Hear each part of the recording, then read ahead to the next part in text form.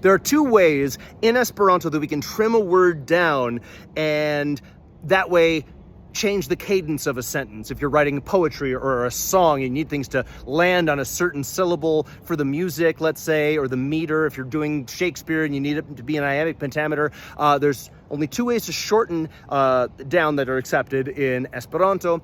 La, the word the, L-A, can be shortened to l after a preposition, generally a preposition ending in a vowel. So della, which means of the, can be shortened to del.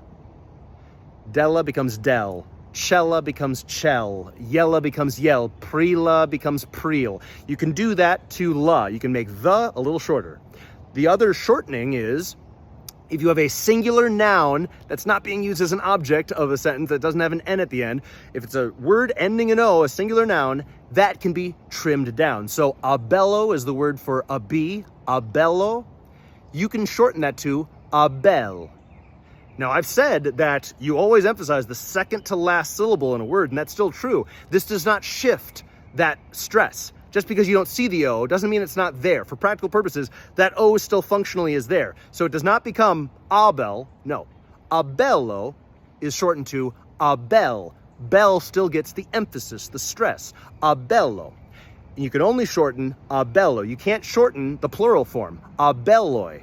No. If we see an O missing and a little single quotation mark there, that tells us an O and only an O is what's missing there. If I had O as abello as the object of a sentence, mi amas abellon. I love a bumblebee. If I said that, I can't shorten that because that O-N has to stay at full size. If the sentence were worded differently, abello places al me. A bee is pleasing to me. I can rephrase that and say, abel places al me. A bee is pleasing to me because it's not receiving my action. It's doing the being pleasing in my direction.